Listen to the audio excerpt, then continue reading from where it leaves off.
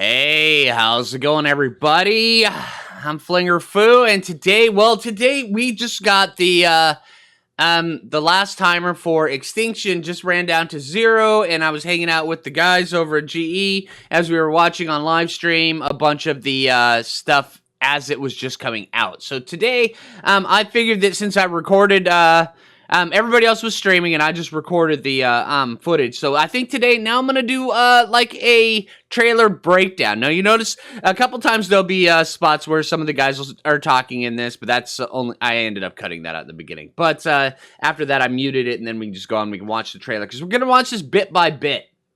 Yeah. All right. And then I have my entire screen capture over on the side active, and then we're just gonna run through and we're just gonna play this, and then we're gonna see how this is. Yeah, and then I'm going to pause it in certain spots, and then we'll just talk about it, all right? So, hey, let's get going. Extinction Chronicles, huh? It's weird to hear my own voice.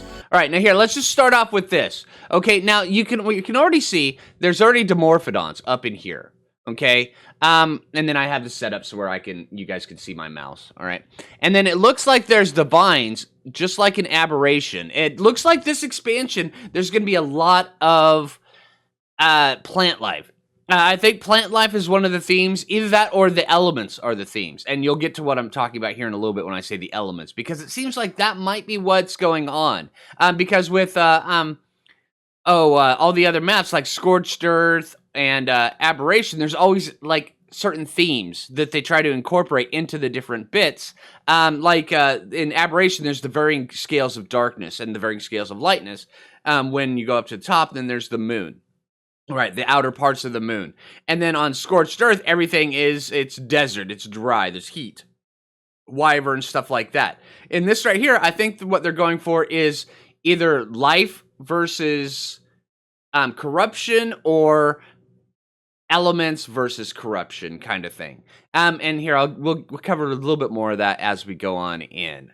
So yeah, let's play a little bit more on this, and then and also here, yeah, there's Dimorphodons, there's the plants going over like this. It looks like we're kind of either on Earth after some sort of global extinction event, or a planet like Earth. The buildings don't seem to be exactly similar, but they do seem to be slightly reminiscent of some of the buildings that we have on Earth, or at least the size of them are. Yeah, we'll get a better look at them here in just a bit. All right, let's go. Oh, it's just looping around again. Jim. All right, and then right here we have Rexes. Let's back that up just a bit.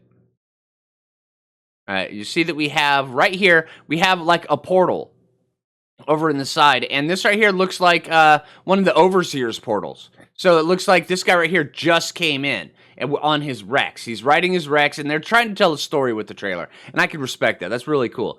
So it looks like he just came in with his Rex buddy, just spawned in, and now they're ready to go explore Aberration. And this right here looks like to be like kind of like the portal from Aberration, but also the portal from the Overseer. So yeah, all right. Move on to the next one. All right, now here we get a pretty good close-up of one of the, the skyscraper-type buildings. Over here on the left, we have the obelisk way over in the distance. And this is right, like what I was saying. Maybe this is like a future Earth, where everything is built out of real hardened steel, kind of, yeah. Even the outsides of it is made out of hardened steel. Because out of today's buildings, this stuff had already been crumbling a long time ago. But yeah, I mean, the vines are encasing everything, and I really think that's what they're going for. And right here, we see the face of the Giga just sitting right there. And yeah, for the trailer, you can tell that it was just like placed there, you know, just on passive, waiting for things. And then here. All right, and then we have this little dude pop in from out of nowhere. And this guy right here really, I find this guy really intriguing. I'm really interested in figuring out what it is and if it's writable. It looks like it might be rideable, because compared against the Giga, I mean, that thing's actually pretty big. It is. It looks to be like some sort of a Rock Drake meets a Ravager, maybe? Hopefully. That would be very cool. And then also up here in the distance, we have some more of the vines creeping up across there. And then, yeah, I don't know. And then here, I'm not sure how tough these things are, but it's going head-to-head against the Giga. I mean, I'm pretty sure they just did that for the trailer because not much can go head-to-head against the Giga and survive. But I think they just did that for the trailer. I don't think they're that tough. But this teleport move right there, this teleport move as it goes from here to there really fast, yes, please. All right. I mean, yeah, I can't wait for something like that. That looks really, really cool. I'm glad they actually finally put something like that in the game, but I wonder if they put it in, if they're implementing it in the good way or the bad way. Most little teleportation effects in games, they always tend to bug out and you end up underneath the world, or it just won't trigger because the spot you're trying to teleport to is not even terrain. I hope they did it so where it, will auto-align you with the way that the surface is, because everybody knows the ground on Ark isn't flat.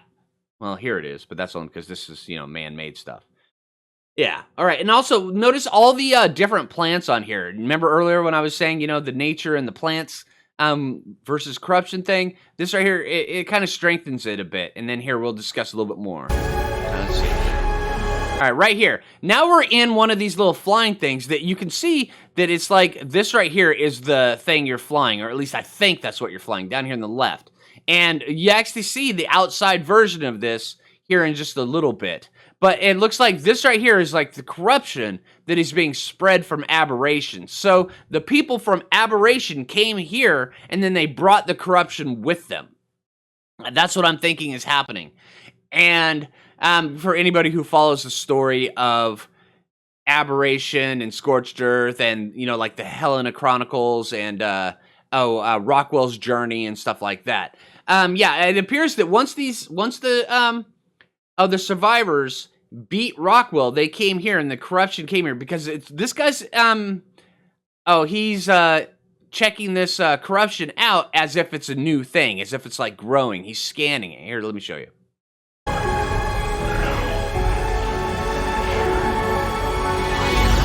See, right like that. Okay, now let's back that up just a bit. And I love the binoculars. All right, and then I don't know what this is. Maybe it's just like a readout or something, or I don't know. I mean, but that would be kind of cool if they could incorporate something like a DNA scanner or something into Ark. Because yes, please. I would love to be able to have something like that. That would be amazing. And then get like a tech thing, a tech suit where you can just like fly around, or a little the Batman glider, so where you can fly around in your tech stuff and then scan DNA and then come back and then use like a DNA machine, or incorporate it into the cloning tank and actually come up with a use for it that doesn't suck. That would be really cool. That would be really cool. All right, and of course, everybody saw the binoculars. The binoculars seem wicked cool. I can't wait. I've always wanted an upgrade from the spyglass. Oh, holy crap. They would be amazing. I just hope that the viewing distance isn't the factor when it comes to the binoculars compared to the spyglass. All right, and then here we see a big, massive set of ribs. I'm not sure what kind of beast had these ribs, and I'm pretty sure they got this idea from the Ragnarok devs, which is kind of cool that they did. But also, you'll notice that there's this right here. It looks like it's some sort of plant, but it looks like it has blood on it. Maybe it's like a blood plant. I don't know. Maybe the plant bleeds? I'm not sure. And then also, this right here looks like it's the corruption right here is growing. And I think that's why they did this. It's where you're looking out over the vast distance, and you notice the area is kind of untouched except for this big, massive bit of corruption that's coming right up through the center. And then they have the T-Rex right next to the ribs, so where you get so where you can understand the size of it. And then they have the corruption right next to the ribs, so where you can understand the size of that. So the corruption is noticeably bigger than the T-Rex. It's all proportions in this shot. All right, let's move on. All right, now here's the little floater dude that we just saw somebody in, and it was scanning. At least I think that's what it was. It looked like that's what it was down in the bottom left-hand corner. So if we could get something like this and float around and zoom around the map, holy crap. That would be wicked, wicked cool. Oh man, yeah, I can't wait to see one of those things. That would be great. That would be super, super great. That would be so cool.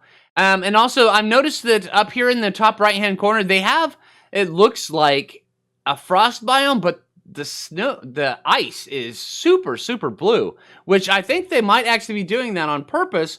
And that right there just furthers what I was talking about earlier, where they have the elements. All the elements have a certain little, thing to make them pop. They have the ice is super cold, the fire super hot, the plants super planty. Yeah, that kind of thing. All right, so I wonder if they have the wind is super windy. I don't know. That'd be kind of cool. That's just a theory. I'm just only speculating on that. It would be kind of cool to have it like that. All right, so let's move on.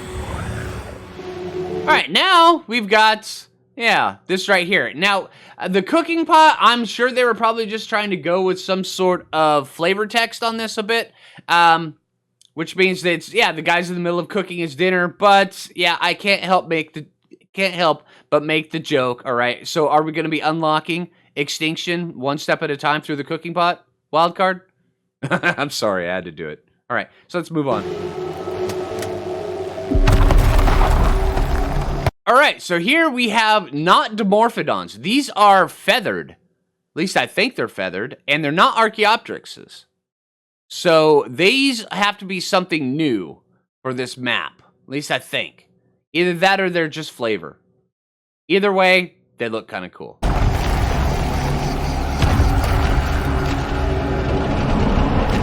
All right, now this guy right here.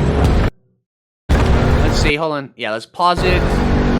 Come on, that's where, there we go. Okay, so now I wanted to pause it so where you can actually see all the different elements at work here. See, we have the frost horns on the back. We've got the fur. All right, and then we've also, it looks like right here in the chest, that's either fur or it's got plant life involved in there.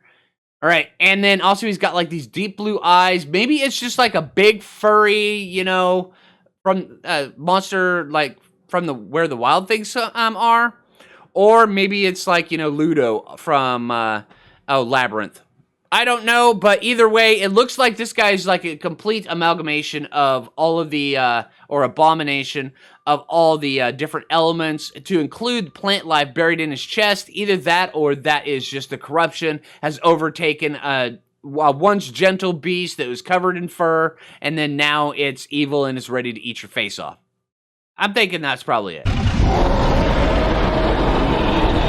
And it goes without saying, he probably has really bad breath. All right, so let's back this up really quick, because that gives us a pretty valuable shot right here. Back up right there. Okay, now as we look out, we can tell that there's another couple biomes in here. And also, I think this is Aberration, right up there, the broken moon, up in the distance. I think this right here is the planet, because as Aberration is on a broken moon, this is on the planet that that moon surface circles. I don't know. That's just a theory that I just made up on the spot. I pulled that one out of my butt. Yeah, that's what happened with that one. But it makes sense, kind of, in a twisted sort of way. All right, and then also over here, it looks like we have big giant ruins of some sort of, I don't know. They don't really look like a skyscraper. Maybe this is like an old flying ship or something. I don't know. Anything that's overgrown can look like anything else, given the right amount of time and the right conditions as to how it decays. So who knows? All right, well, let's move on a little bit more. And then here we come in. We've got the Overseer thing, and then we've got the Ark. And I have to admit, the Ark symbol looks good. Now, this right here expands on the whole plant thing with the spreading corruption. Yeah, and I think that's going to be one of the big things for Ark. I mean, and they usually tell the story with the Ark symbol. So yeah, that's what I'm going with. All right. All right. But then again, all right, I think that's going to do it for this. So hey, if you guys like the breakdown, if you like the ideas, if you like if you like these types of videos, leave me a thumbs up down below. I really appreciate that. And until next time, this is Phlinger Phoo, and take it easy, everybody. And if there's anything that you think that I missed, or something I should probably take a look at a little bit harder, or something that could be expanded on, where we could come up with different theories, stuff like that. I love theory crafting. It's so awesome. All right. Yeah, leave it in the comments down below. All right. Take it easy, everyone.